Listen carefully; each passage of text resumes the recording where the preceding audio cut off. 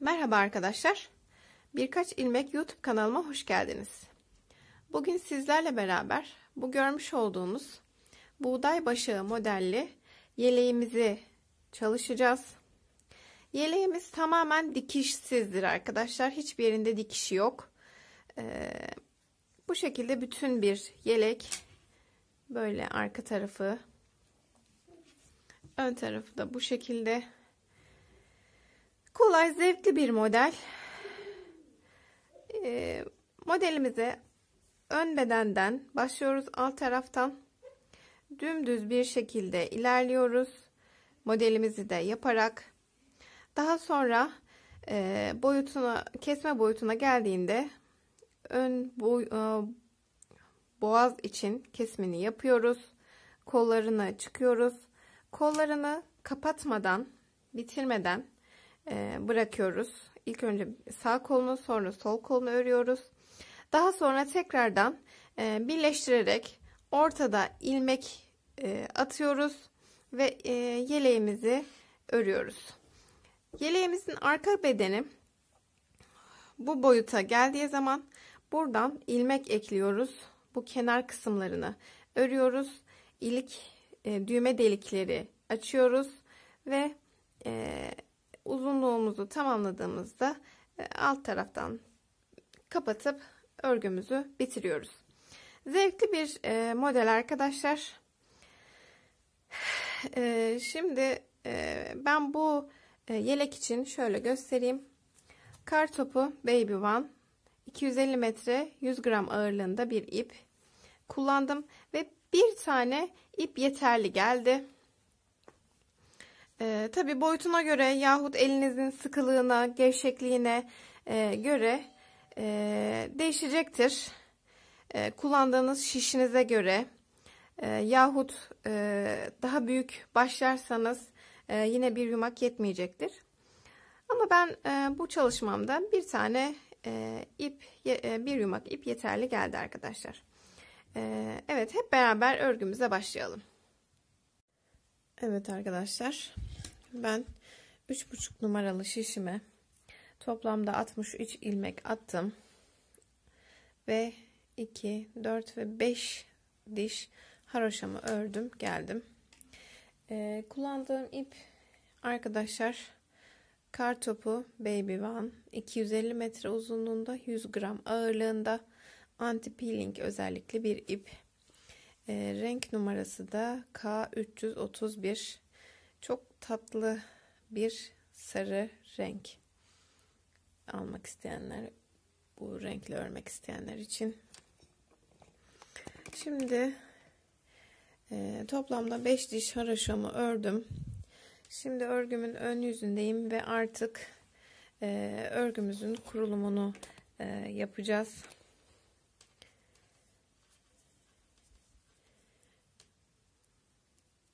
İlk olarak 8 tane 1 2 3 4 5 6 7 ve 8 ilmeğimi haroşa olarak ördüm. 2 4 6 ve 8.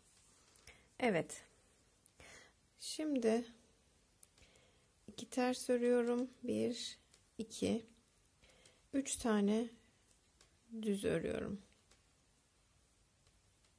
2 tane ters örüyorum ve 1 2 3 tane düz örüyorum.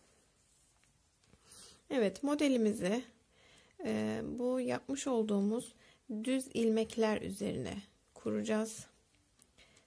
Aralarda ikişer tane ters ilmeğimiz gidecek devamlı. Modelimizi de dediğim gibi 3 düz ilmeğin üzerine kuracağız. Evet, bu şekilde 3 düzümü yaptım. 2 tane tersimi yaptım. 3 düz, 2 ters,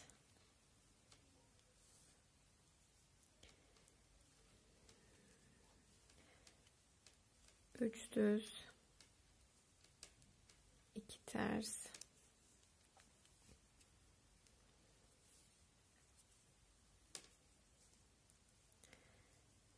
1 2 3 düz, 1 2 ters, 1 2 3 düz, 2 ters, 1 2 3 düz, 2 ters ve 2 4 6 8. Bu sıra sonunda kalan 8 ilmeğimizi de haroşa olarak örüyoruz. Sıra başında ve sıra sonunda 8 tane ilmeklerimizi hep haroşa olarak öreceğiz. Evet, haroşalarımı da ördüm, tamamladım. Şimdi örgümüzün arka tarafında yine dediğim gibi 8 ilmeğimizi haroşa olarak örüyoruz.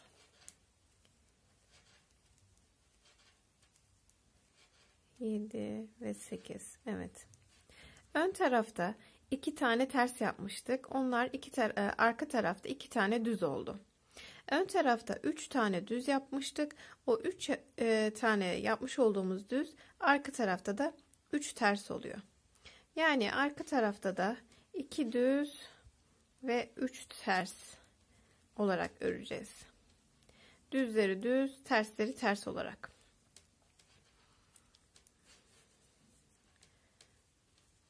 Evet. Bu şekilde dediğim gibi arka sırayda 2 düz, 3 ters olarak sıra sonuna kadar öreceğiz. Sıra sonunda yine 8 ilmeğimizi haroşa olarak öreceğiz. Sırayı tamamlayıp geliyorum arkadaşlar. Evet, arka sıramızı da ördüm. Bakın ön tarafta düzlerimiz ve terslerimiz kendisini gösterdi. Şimdi tekrar 8 ilmeğimi haroşa olarak örüyorum.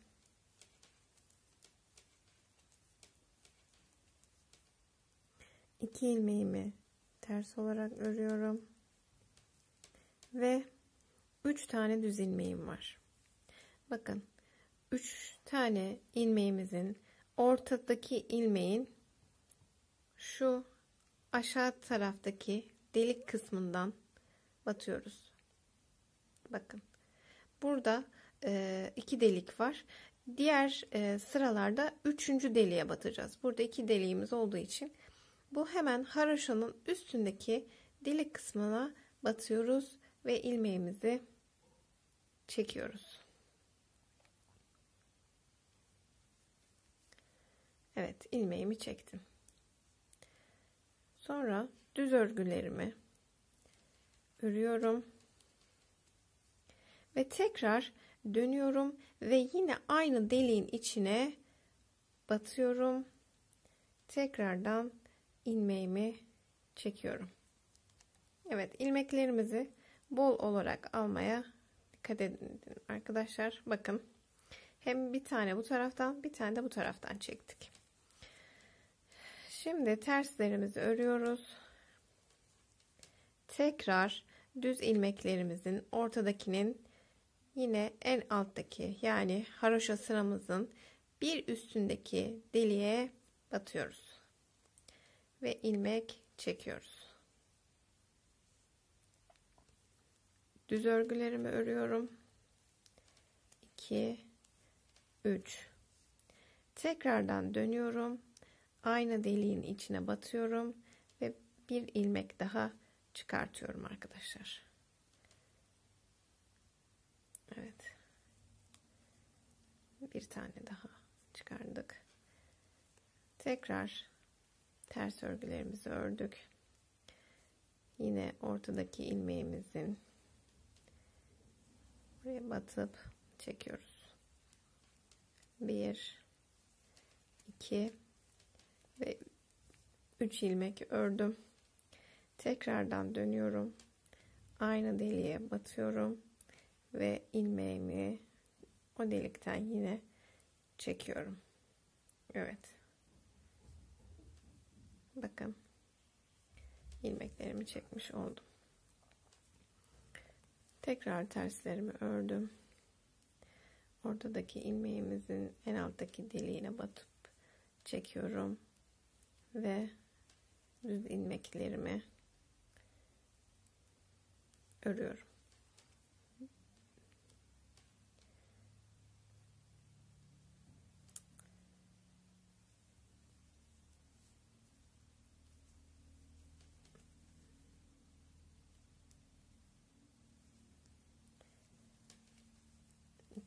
Ve 3. Tekrardan dönüyorum. Aynı deliğe batıyorum ve ilmeğimi buradan da çekiyorum. Terslerimi örüyorum. Yine aynı şekilde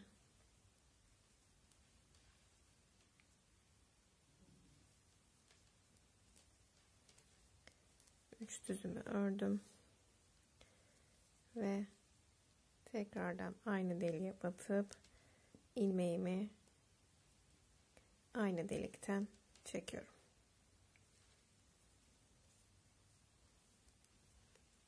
Bir, iki tersimi ördüm. Yine ortadaki ilmeğimizden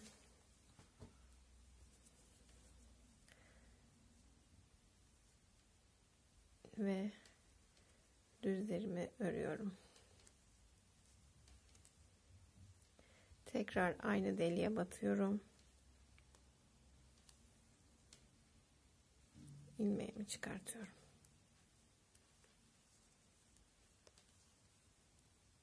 Yine ortadaki ilmeğim.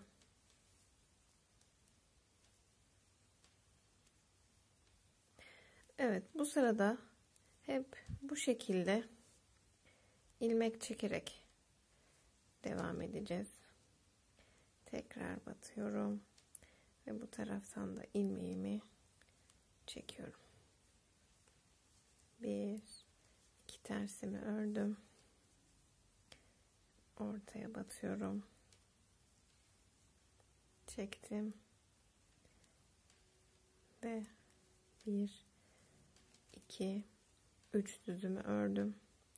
Tekrardan aynı deliğe batıyorum. Ve ilmeğimi çekiyorum.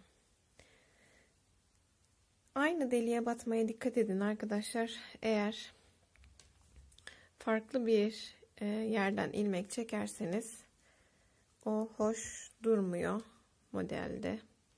Yani yanlış yapıldığı kolay anlaşılıyor. Bu şekilde düzlerimi ördüm. Tekrar aynı deliğin içine batıyorum ve ilmeğimi çekiyorum.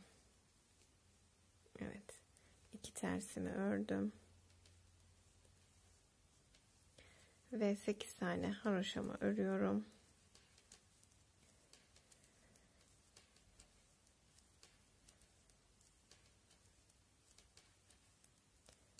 Evet, örgümüzün ön tarafını bitirmiş oluyoruz.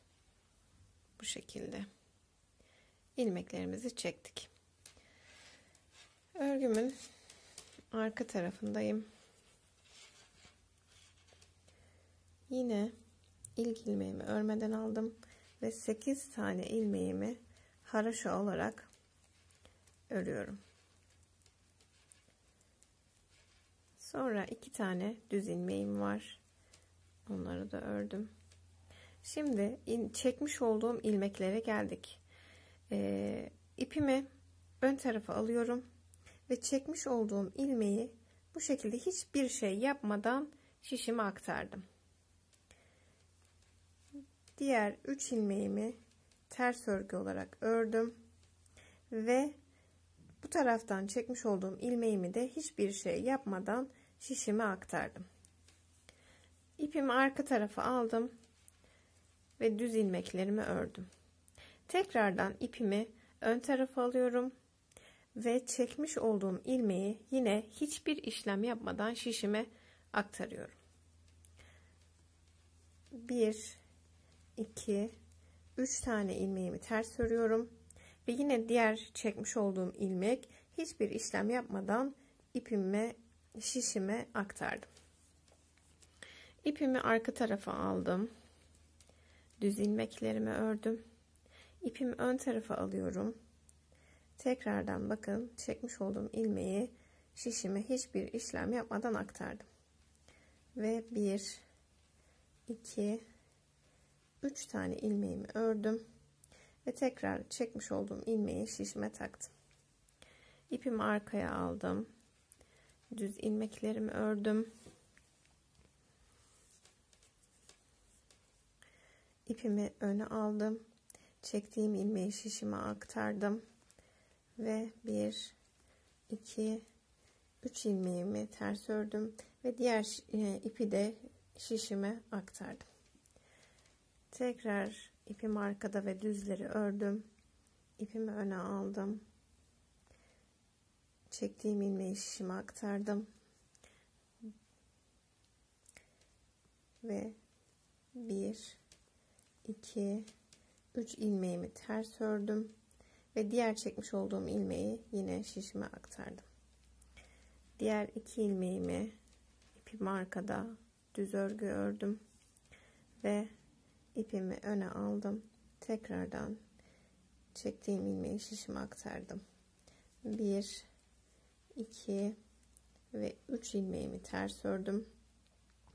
Diğer çektiğim ilmeği de şişime aktardım. 2 tane düzümü ördüm. Ve çektiğim ilmeği şişime aktardım. 1, 2, 3 tane ters örgümü ördüm. Diğer çektiğim ilmeği de şişime aktardım. 1, 2, düzlerimi ördüm. İpimi şişime aktardım. Terslerimi ördüm. Ve tekrar ipi şişime aktardım. 1, 2 tane düz ördüm. Şişime aktardım. 1, 2 ve 3 tane tersimi ördüm. Diğer ipimi de şişime aktardım. 1, 2 tane düzümü ördüm. Ve son olarak 8 ilmeğimi de haroşa olarak ördüm.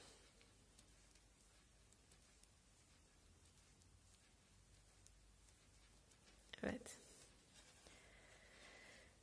Şimdi bakın, biraz daha belirgin olmaya başladı. Şimdi tekrar örgümün ön yüzündeyim.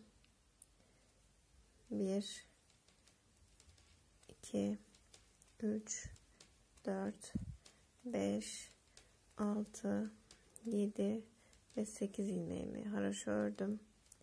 2 ilmeğimi ters olarak ördüm.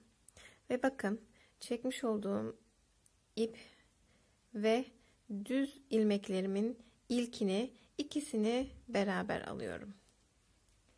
Düz olarak ördüm. Orta ilmeğimi ördüm. Ve diğer çekmiş olduğum ilmekle bu 3.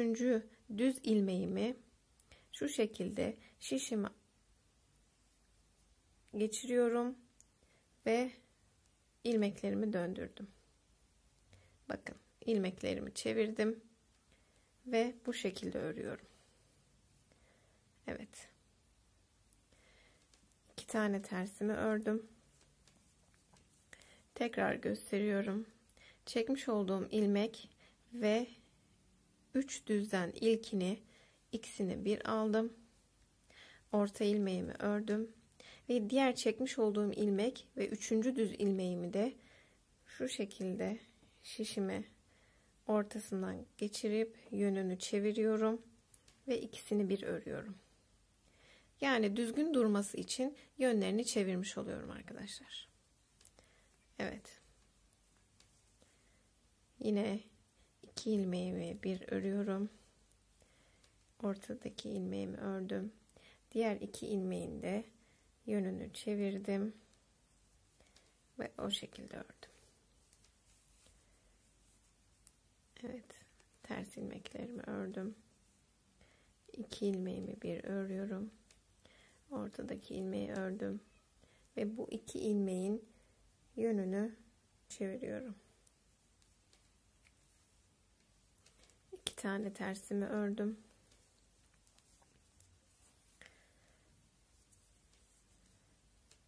Yine bu 2 ilmeğimi bir ördüm. Orta ilmeğimi ördüm. Son 2 ilmeğimi çevirdim ve düz ördüm.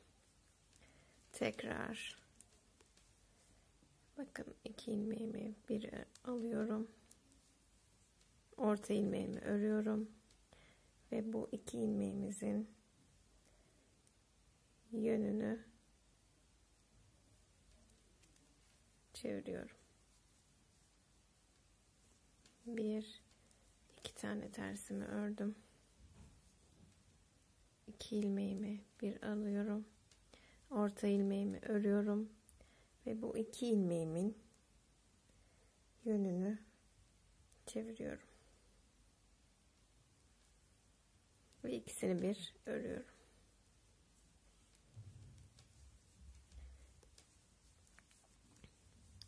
Tekrardan 2 ilmeğimi aldım. Orta ilmeğimi ördüm ve 2 ilmeğimin yönünü çevirdim. Ördüm. Terslerimi ördüm. 2 ilmeğimi bir ördüm. Orta ilmeğimi ördüm ve bunların yönünü çevirip örüyorum. Ve son olarak 2 ters ilmeğim var ve diğer 8 ilmeğimi de haroşa olarak örüp bu sıramı da bu şekilde tamamlamış oluyorum. Evet. Bu şekilde. Şimdi arka taraftayız.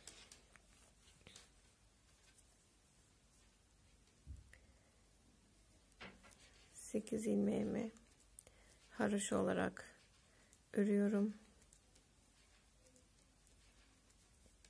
2 düz ilmeğim var. 3 tane ters ilmeğim var. 2 tane düz ilmeğim var.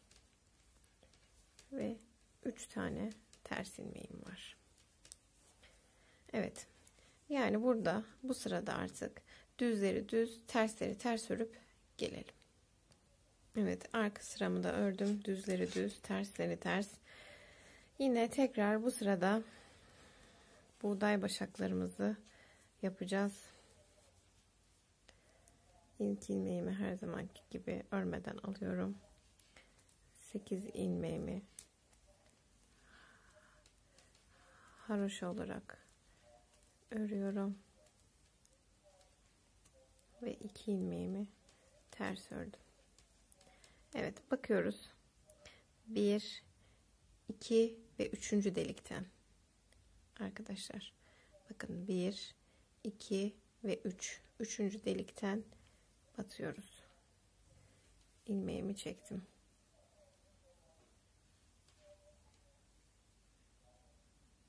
Düz ilmeklerimi örüyorum ve tekrar dönüp yine aynı deliğin içine batıyorum.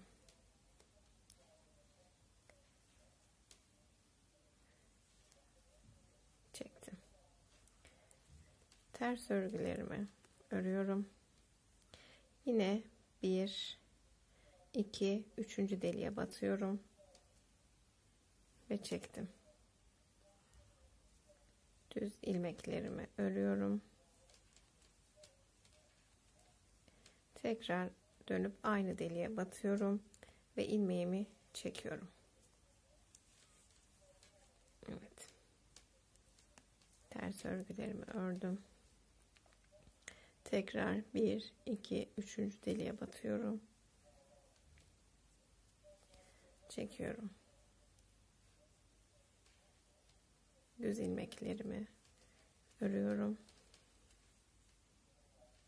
Dönüp tekrar aynı deliğin içine batıyorum ve çekiyorum.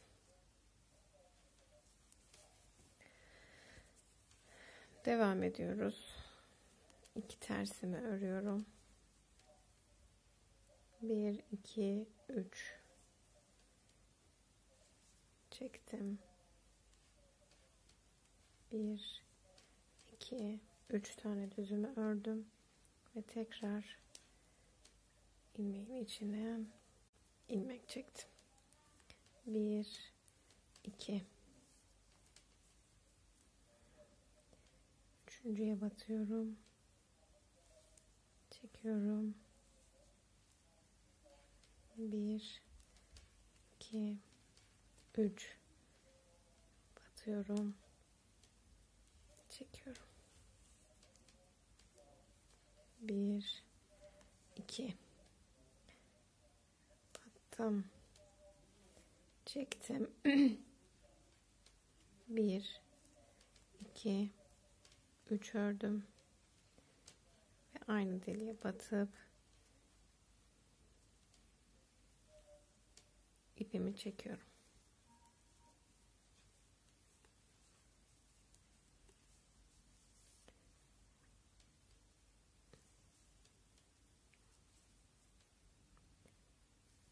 Çektim. Düz örgülerimi ördüm. Tekrar aynı delikten batıyorum ve çekiyorum. 1 2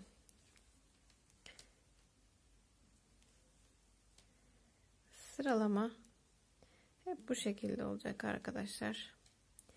Bir modelimiz bitirdiğimiz gibi diğer modelimizi yapmaya başlayacağız.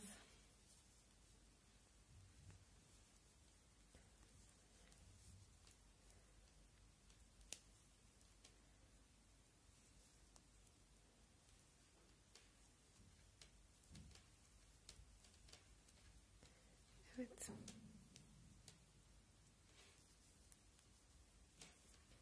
Son olarak 2 tersimi de ördüm.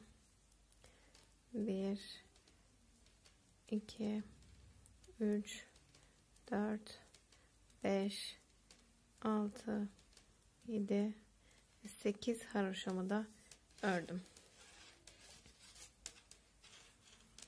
Tekrar 8 haroşama örüyorum.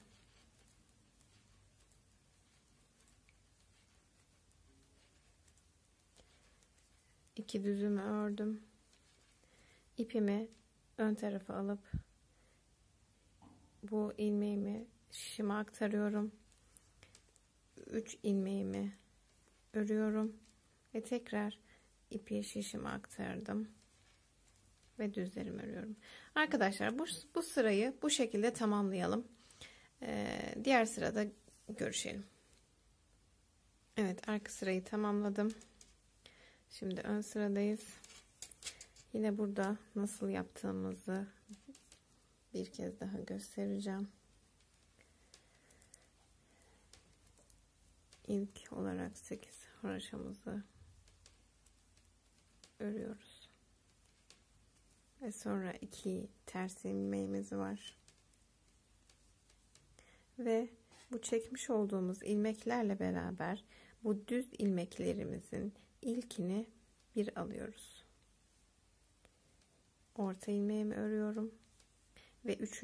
düz ilmeğimizle diğer çekmiş olduğumuz ipin yönünü çevirerek o şekilde örüyorum.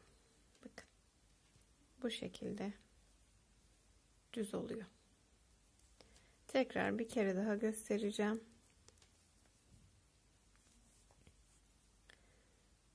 Bakın, bu 2 ilmeği bir alıyorum. Orta ilmeği örüyorum ve bu ikisinin yönünü çevirip o şekilde örüyorum. Evet, bu sırayı da bu şekilde tamamlıyoruz. Arka sırayı düzleri düz, tersleri ters olarak örüp gelelim arkadaşlar. Evet. Bakın arkadaşlar, modelimiz daha da belirginleşmeye başladı. Şimdi yine aynı şekilde arkadaşlar örgümüze başlayacağız ve düz ilmeklerimizin ortasındakinin 3. deliğinden ilmek çıkartacağız. 3 tanesini ördükten sonra dönüp tekrar buradan bir tane daha ilmek çıkartacağız. Aynı şekilde devam edeceğiz. Yine arka sırayı ilmekleri, çıkarmış olduğum ilmeklerimi şişime aktararak öreceğim. Döndüğümüzde çekmiş olduğum ilmeklerle beraber düz ilmekleri ikisini bir alıp o şekilde kapatıp arka sırada da düzleri düz, tersleri ters örüp geleceğim. Yani bu iki modelde ne uyguladıysak aynısını uygulamaya devam edeceğim. Aynı şekilde bana yeterli uzunluğa geldiğimde tekrar görüşeceğiz arkadaşlar. Evet arkadaşlar, ben yeterli uzunlukta ördüm. Sayalım: 1 2 3 4 5 6 7 8 9 10 11 12 13 ve 14 kere model çalışmamı yaptım. Şimdi son model çalışmamı yaptıktan sonra ilmeklerimin ikisini bir alıyorduk ya, o sırayı tamamladım ve şimdi örgümün arka sırasındayım. Bu sırada artık haroşa örgü öreceğiz arkadaşlar. Yani şöyle kısaca anlatayım. Şimdi dediğim gibi ikisini bir aldığımız sırayı tamamladım. Arka sırada normalde düzleri düz, tersleri ters olarak örüyorduk. 8 tane haroşadan sonra 2 düz, 3 ters, 2 düz, 3 ters örüyorduk. Şimdi bu sırada haroşa örgülerimize başlayacağız ve bütün örgülerimizi sıra sonuna kadar hepsini haroşa olarak öreceğiz. 5 diş haroşa öreceğiz. Buradaki yapmış olduğumuz gibi 5 diş haroşamızı öreceğiz. Daha sonra kol ayrımlarını yapacağız. Buradan bu şekilde kollarımızı ayıracağız ve ortayı boyun için orta kısmı keseceğiz. Dediğim gibi 5 diş haroşamızı örelim ve gelelim. Şunu da söyleyeyim. Ben 5 diş haroşamı ördükten sonra örgümüzün arka yüzünde kesme yapacağım. Ona göre örgümüzün arka tarafında haroşalarımızı örüp arka tarafından kesmemizi yapacağız. Ona göre örüp geleyim arkadaşlar. Evet arkadaşlar, ben haroşalarımı da ördüm. Şimdi şöyle size ölçüsünü vereyim. 20 santim. Evet. Şimdi burada artık kol ayrımlarını yapacağız. Orta kısmını keseceğiz.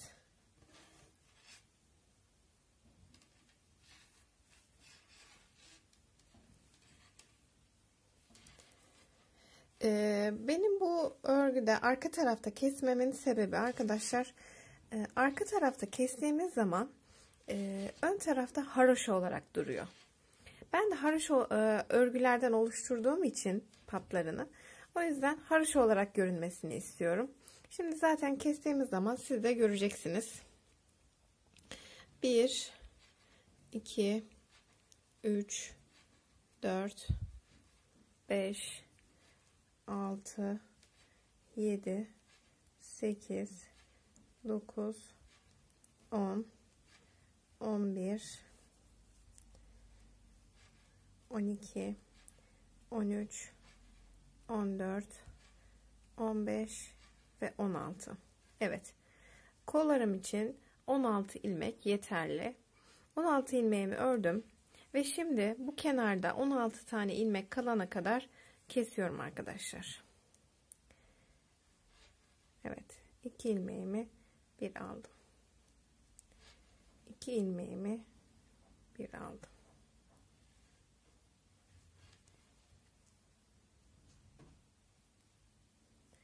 Evet.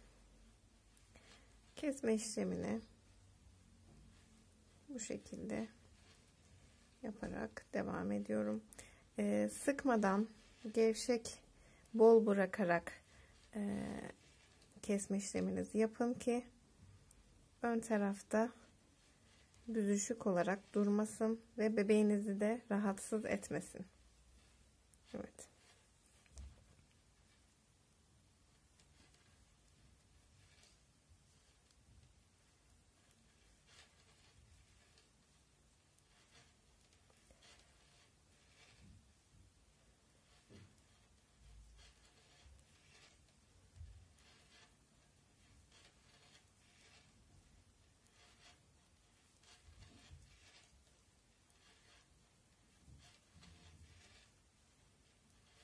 Evet.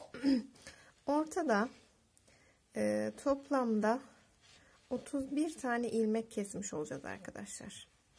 Yeleğimize 63 ilmekle başlamıştık. 16 tane sağ kol için, 16 tane de sol kol için ilmek bırakacağız ve geriye kalan 31 ilmeğimizi de keseceğiz bu şekilde.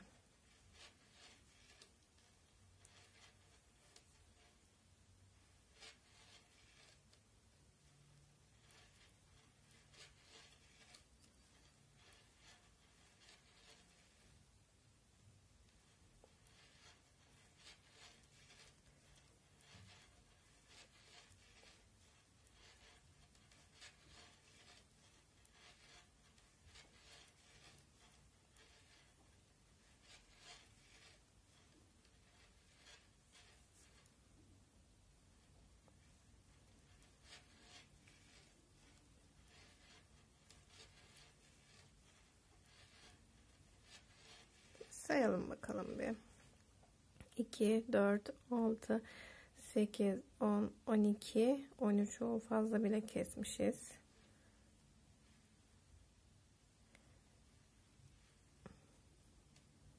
Evet. Şimdi bir daha sayalım. 2, 4, 6, 8, 10, 12, 14, 15 ve evet, bir tane daha çıkartıyorum. Tamam. 2, 4, 6, 8, 10, 12, 14 ve 16. Evet. Şimdi şu şekilde göstereyim. Bakın arkadaşlar. Kestiğimiz ilmeklerimiz haroşa olarak görünüyor. Evet. Şimdi ipimiz bu tarafta ve biz bu kolumuzu öreceğiz. Hiçbir eksiltme veya artırma yapmadan arkadaşlar örgümüzü öreceğiz. Yeterli uzunluğa geldiğinde ben sizinle geleceğim ve paylaşacağım. Daha sonra bu kolumuzu öreceğiz hep beraber. Evet. Ben kolumu da ördüm. Bakın şu şekilde yeterli uzunlukta. Sayalım 2, 4, 6, 8, 10, 12, 14 ve 16 sıra ördüm. Yine arkadaşlar örgümün ön tarafından da ördüm ve normalde arka tarafını örmem gerekiyordu. Şimdi ben burada ipimi keseceğim ve diğer kolumu örmek için bağlayacağım. Biraz hafiften uzun bırakarak kestim. Şimdi evet, ön taraftan örmeye başlayacağımız için hemen ilmeği, bakın şişimizin ucu zaten bu tarafta.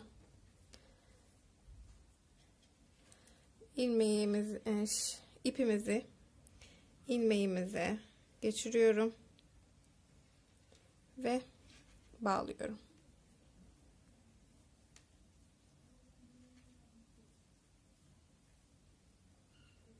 Evet, sıkıca bağladım ve bu kolumu örmeye başlıyorum.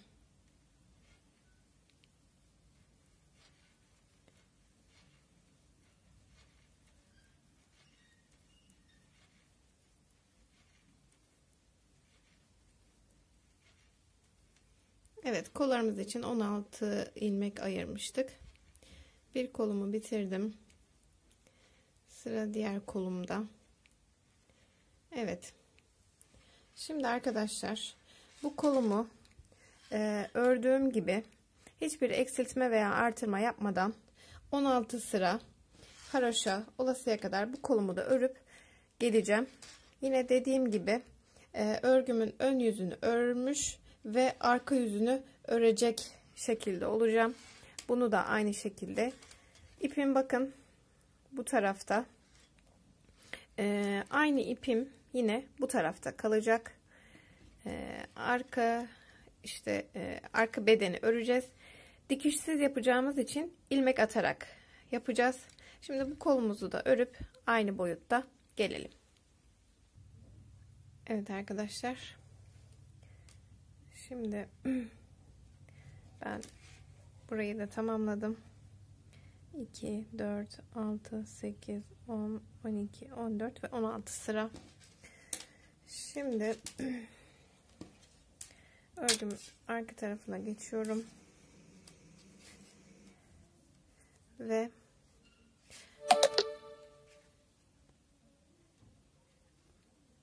evet.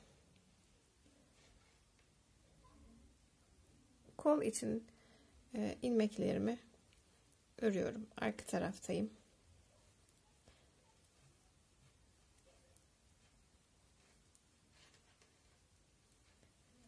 Evet.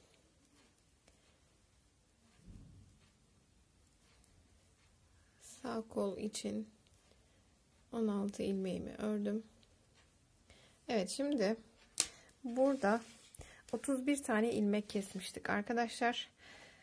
Bu araya ben 30 tane ilmek ekleyeceğim. Bir ilmek eksik ekleyeceğim. Çünkü her zaman için ön beden arka bedenden birazcık daha geniş oluyor. Arka bir iki ilmek tabii daha dar oluyor.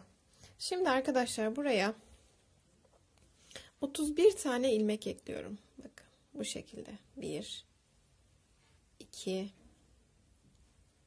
3 4 5 6 7 8 9 10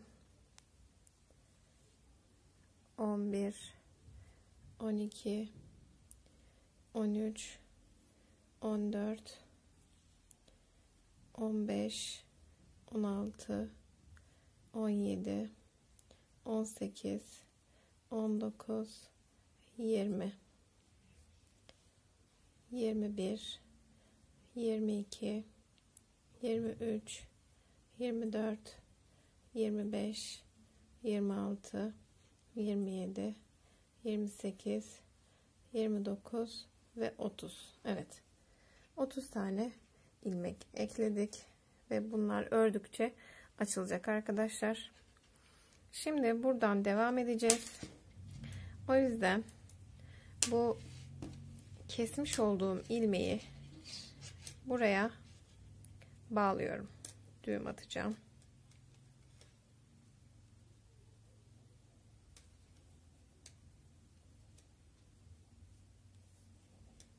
Evet.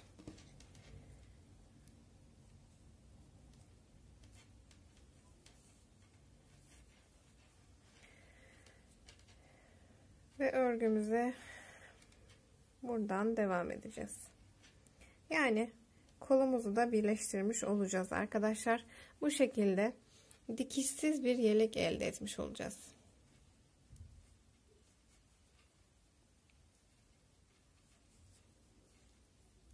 Evet.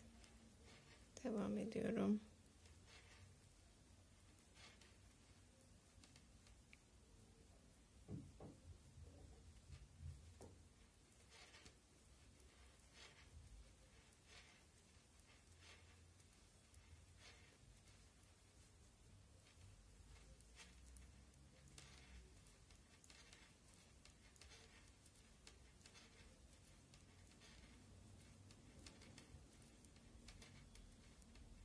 Evet.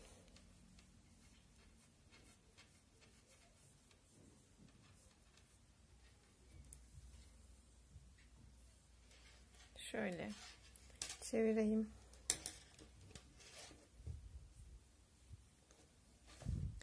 Bu şekilde ilmeklerimizi de atmış olduk.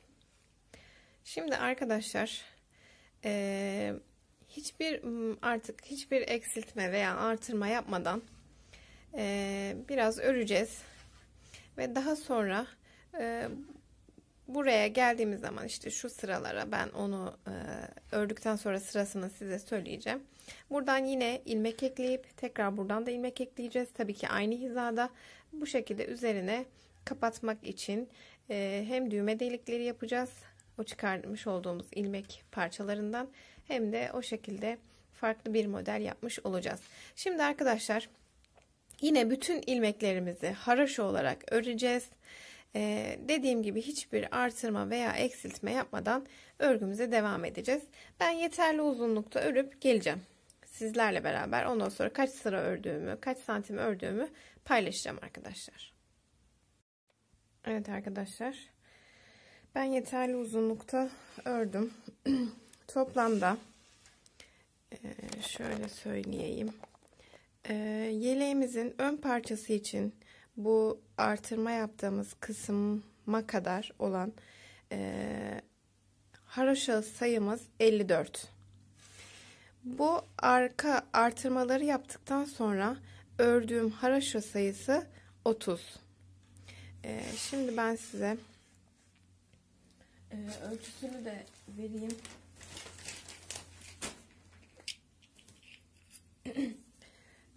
Ön beden için o örmüş olduğumuz parça 27 santim arkadaşlar. Şimdi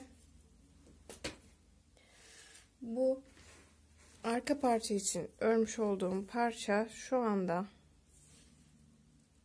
13,5 santim falan. Şimdi toplamda daha 24 sıra haroşamız var. Şimdi şu şekilde yapıyorum. Bakın buraya kadar örmüşüz. Toplamda 24 sıra haroşamız kaldı. Şimdi bu kenarlardan artırma yapıp bu şekilde üzerine kapatacağız. Evet. Şimdi artırmalarımı yapacağım. İki tarafta da. Daha sonra düğme deliklerimizi de açacağız. Yapmış olduğumuz artırma yerlerinde. Evet. Şimdi burada örgümüze başlamadan önce 1 2 3 4 5 6 7 8 9 ve 10. Evet. 10 tane ilmek attım. Biraz bu ilmekleri sıkı atmanız lazım arkadaşlar. Sonra aralarda ip kalıntısı olabiliyor. O yüzden sıkı yapmanızı tavsiye ederim. O açılacak zaten. Evet.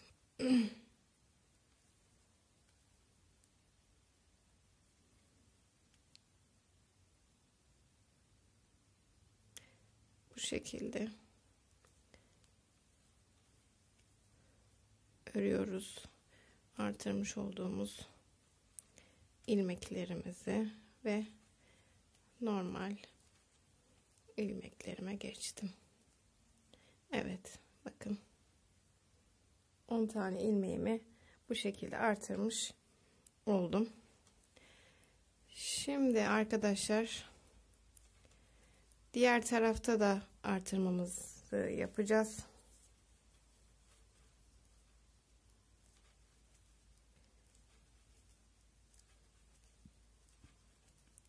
Sıra sonuna kadar haroşamızı örelim. Sıra sonunda hep beraber yine artırmalarımızı yapalım arkadaşlar. Evet, ben sıra sonuna kadar haroşalarımı ördüm. Bu tarafta artırmamızı yapmıştık. Şimdi örgümü çeviriyorum ve bu tarafta tekrar artırma yapacağım. 1 2 3 4 5 6 7 8 9 ve 10. Evet. Dönüyorum. Ve örgüme başlıyorum.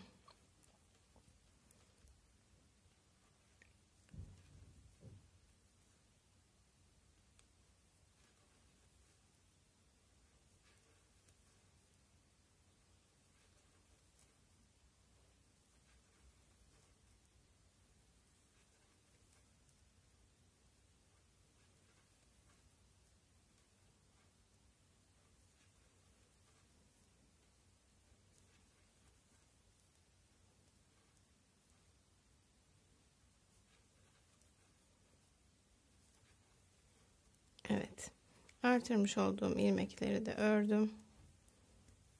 Bakın. Bu tarafta da artırmalarımızı yapmış olduk. Şimdi arkadaşlar şu şekilde söyleyeyim. Burada artırma yapmıştık. Buradaki artırma sarı yaptığımız ilmeklerin 3 diş haroşa olasıya kadar örüp gelelim. Çünkü düğme deliği açacağız. Onları da göstereceğim size. Evet, 3 diş haroşa olasıya kadar örüp gelelim. Evet arkadaşlar. Toplamda 3 sıra haroşamı ördüm. Şimdi düğme deliğimizi açalım. İlk ilmeğimi boşaldım. 1 2 3 ilmek ördüm. Bir tane doladım. 2 ilmeği bir ördüm. Evet. Düğme deliğimizi bu şekilde açıyoruz arkadaşlar. Evet. Şimdi sıra sonuna kadar gidelim. Burada yine tekrardan düğme deliği açmayı sizlere göstereceğim. Evet arkadaşlar, sıra sonunda 5 tane ilmeğim kaldı. Şimdi bu 5 tane ilmeğin ikisini bir alıyorum ve bir tane doluyorum. Diğer 3 ilmeğimi de örüyorum. Bu tarafta sıra başında olduğu için 3 ilmek ördük, bir tane doladık, 2 ilmeği bir kestik. Burada sıra sonunda olduğu için 5 ilmek bıraktık, 2 ilmeği bir kestik, bir tane doladık ve 3 ilmeğimizi ördük. Bu şekilde burada da düğme deliğimizi açmış olduk. Şimdi arkadaşlar şöyle bu artırmış olduğumuz ilmeklerimizin sırası 24 sıra haroşa olasıya kadar öreceğiz. Tabi yine sayarak yapın haroşalarınızı. Bütün şöyle yapıp tam hizada olması için sayarak yapmanızı tavsiye ediyorum. Ben dediğim gibi bu kısmı 30 tane ördüm. Bu ön beden toplamda 54 haroşaydı. O yüzden 24 haroşa sırası kaldı. 24 haroşa sırasını da bu şekilde tamamlayacağız. Şimdi hiçbir artırma veya eksiltme yapmadan bu artırma yapmış olduğumuz ilmeklerin sayısı 24 olasıya kadar öreceğiz. Yalnız son 3 sıra haroşamız kaldığı zaman tekrar bir düğme deliği daha yapacağız arkadaşlar. Burada nasıl yapmıştık? 3 ilmek ördük, bir doladık, 2 ilmeği bir aldık. Yine sıra başında aynı şekilde yapacağız. Daha sonra sıra sonunda da 5 ilmeğimiz kalmıştı. 5 ilmekten ikisini bir aldık, bir tane doladık ve 3 ilmeğimizi ördük. Şimdi arkadaşlar bu şekilde ikinci düğme deliğimizi de 4 sıra kaldığında ya da 3 sıra kaldığında yapalım. Daha sonra tamamını bitirelim ve o şekilde gelelim. Evet arkadaşlar, ben örgümü tamamladım. İlk önce şu şekilde bir açayım.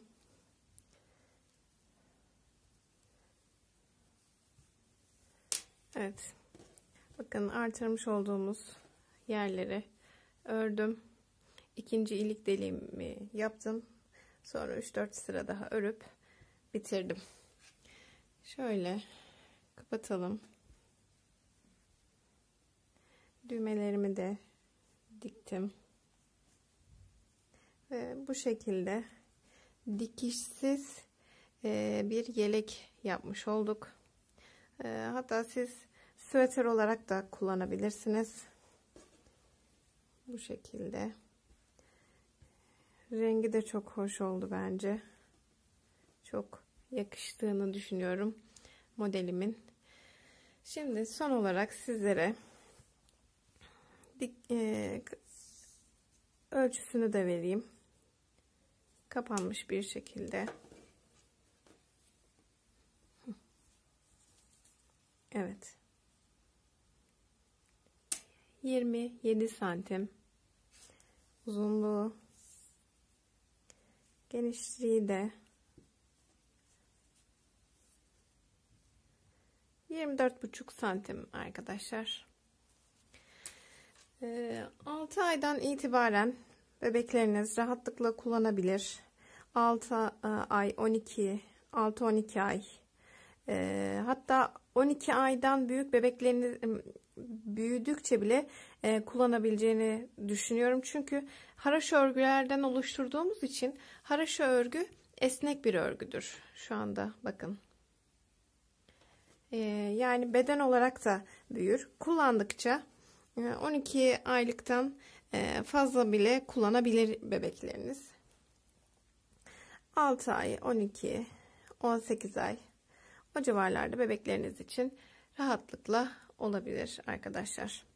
Beni izlediğiniz için hepinize teşekkür ediyorum.